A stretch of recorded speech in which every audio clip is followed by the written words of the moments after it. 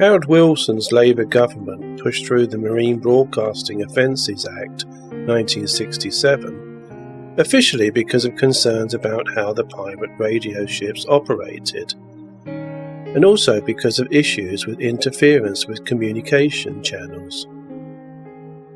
The minister ultimately responsible being the darling of the left wing of the party, Tony Benn, whose actions led directly to the creation of BBC Radio 1. The BBC hired 12 of the 100 pirate radio DJs it auditioned for its new Radio 1, who became the new faces of the old establishment.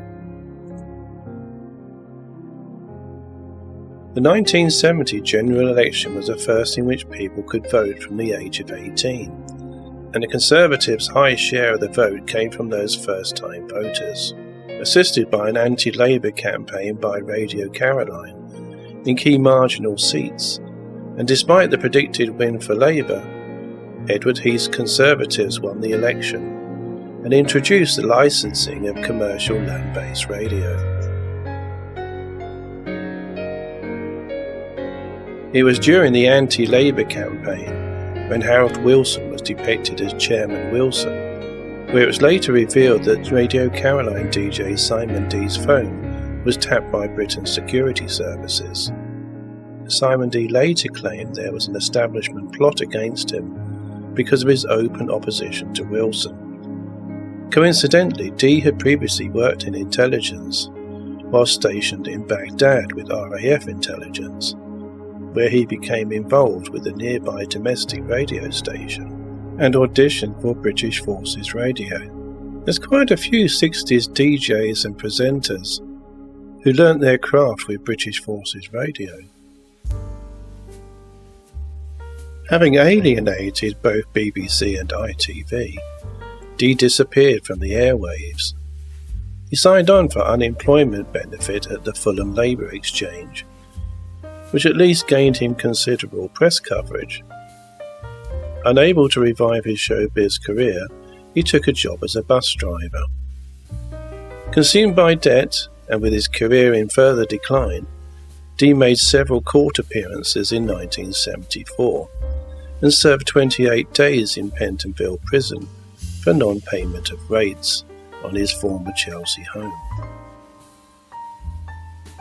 But at least Simon D's name didn't come up during the British police Operation Usury investigation into sexual abuse allegations following the Jimmy Savile scandal, unlike other former Radio Caroline DJs.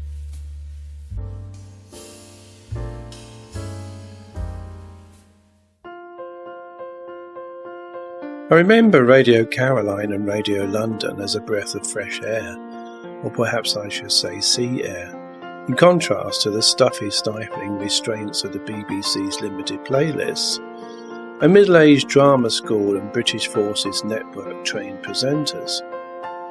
So little wonder then that the term 60s offshore pirate radio conjures up images of anti-establishment buccaneering DJs and radio station company directors who went against the establishment. Radio Caroline founder Ronan O'Reilly, who described his offshore pirate radio station as a little ship and a bunch of young people doing it against the entire sort of forces of the establishment, came from a wealthy family, which owned the only private port in Ireland for a time. The fact that his girlfriend wrote for the right-wing Daily Mail newspaper and was the daughter of leading Tory politician Reginald Maudling speaks volumes to me. Perhaps his statement about young people doing it against the entire forces of the establishment would be more accurately described as the children of the well-off giving the impression of going against the establishment. DJ Simon D, who sponsored the first programme to be broadcast on Radio Caroline, was educated at Shrewsbury Public School, one of the top 10 private schools in England, as had fellow DJ John Peel and Michael Palin of Monty Python fame. the writer Mark Sinker, and several members of the satirical Private Eye magazine gang.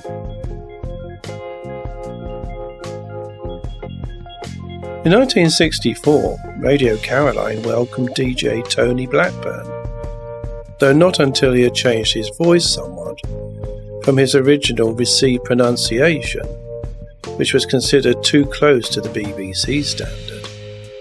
To be honest, I never liked Tony Blackburn's style of presentation, which as a teenager I found patronisingly false. One of the acts signed to Radio Caroline's co-director Phil Solomon was the minor pop star and celebrity who used the stage name Twinkle, real name Lynn Ripley, who supposedly epitomised the swinging London ethos of the 1960s. Ripley came from a Tory family.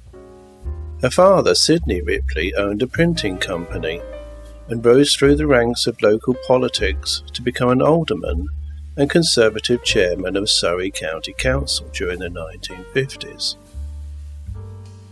Ironically, although the BBC banned Twinkle's song Terry, which she wrote when she was 14, because it was about the death of a boy who died in a motorcycle accident, Twinkle was very much a friend of the British establishment, having attended the private Queensgate Girls' School in South Kensington, where her classmates included Camilla Shand, now known as Queen Camilla, Queen Consort of the United Kingdom.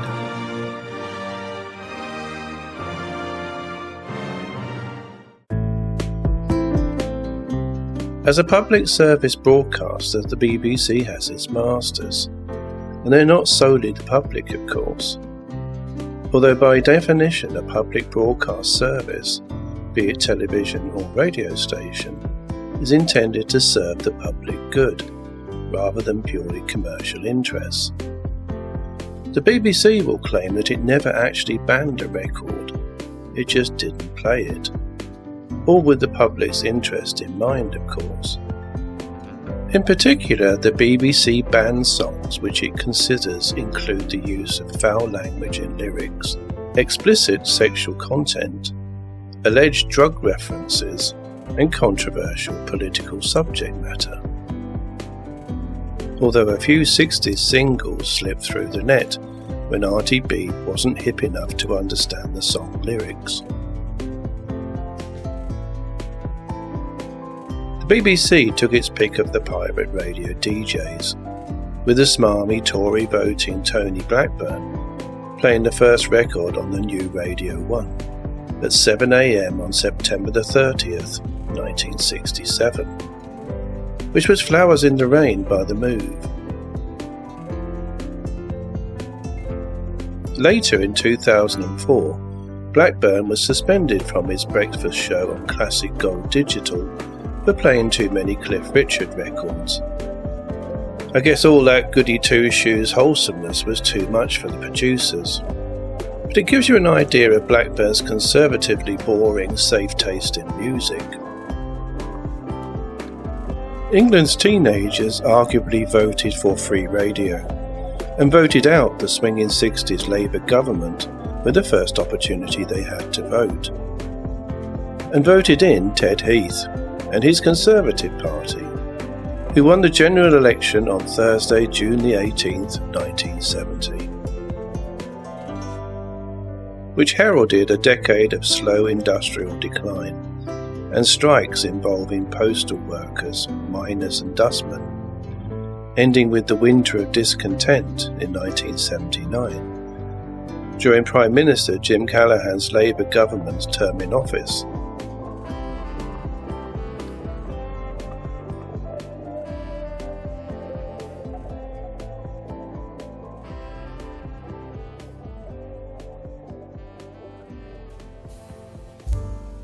All of which paved the way to the 1980s and a decade of Thatcherism that brought with it the philosophy of materialistic individualism, mass unemployment, and social security policies that were tantamount to death by 1,000 cuts of Britain's welfare state.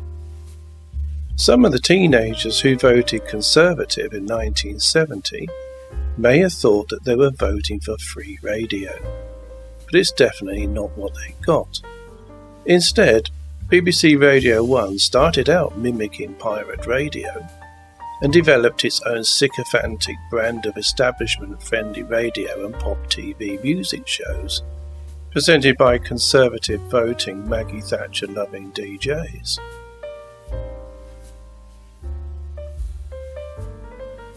Margaret Thatcher's tenure as Prime Minister of the United Kingdom began on the 4th of May 1979. I remember her standing outside number 10 Downing Street, quoting the prayer of St. Francis, which starts with the opening line, "Where there is discord, may we bring harmony." In fact, where there was harmony, Thatcher brought discord and further division.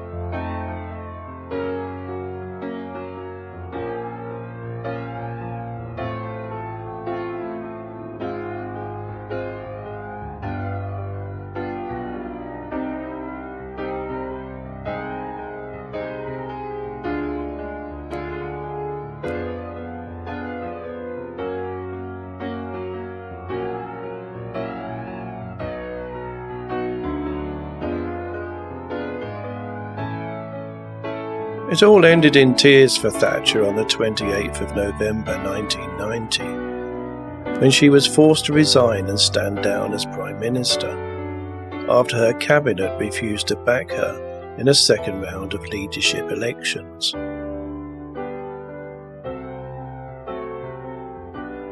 She died on the 8th of April 2013.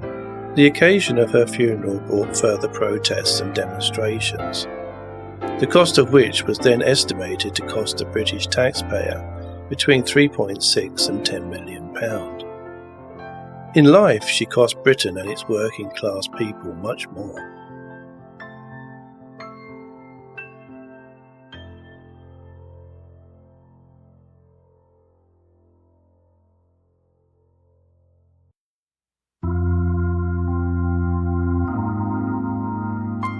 Eventually, some of the former pirate radio DJs received their reward from the British establishment.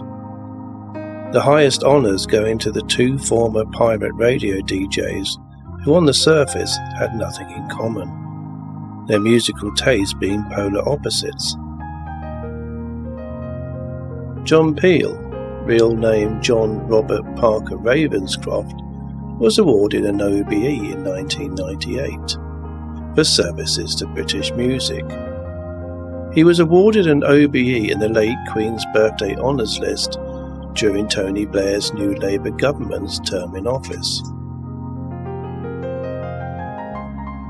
Peel is the guy who went to one of England's top 10 private schools with fellow pirate DJ Simon D, otherwise known as Cyril Nicholas Henty Dodd. Obviously, these two changed their names to more audience-friendly ones and to appear less upper class to us ordinary folk. There are other pirate radio DJs who went to the same private fee-paying school as each other, such as Tony Blackburn and Pete Drummond. It seems to be a bit of a requirement for the job. By the way, the OBE, or to give it its full title, stands for Officer of the Order of the British Empire, and is the second highest ranking award in the British Empire. Higher than the MBE, the Beatles were awarded for services to trade and industry, officer being a higher rank than member of the British Empire, which was normally presented to military veterans or civil servants when the Fab Four received theirs. Legendary broadcaster John Peel's Man of the People image was a carefully constructed fabrication, colleagues have claimed. A book by author Robert Seller on the history of Radio 1 tells how the DJ, famed for discovering new bands, concocted an anti-establishment persona, swapping his public school accent for a Liverpudlian drawl.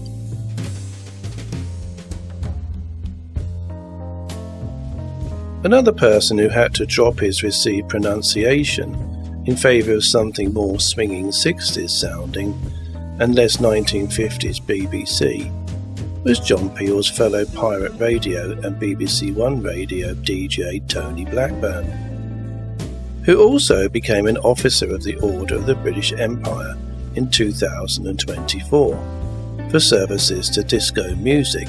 Oops, that was sarcasm. After 60 years of radio for services to broadcasting and charity. Tony Blackburn never made any bones about the fact that he was a Tory voter. Not surprisingly, he received his OBE when the Conservatives were in power, with Rishi Sunak as Prime Minister. As the son of a general practitioner doctor, he had an idyllic childhood in Poole, Dorset. He quickly found a job and a fortune as a radio DJ. Oh, that's such a nice story, isn't it? Blackburn once cheerfully conceded, "I never wanted to rebel, because I had nothing to rebel against," which just about sums up Tony's contribution to the 60s counterculture. Now, after all that talk about counterculture and rebellion, who'd have thought, like pirates of old, that some of the 60s pirate radio DJs would be duly honoured for their services and become officers of the British Empire?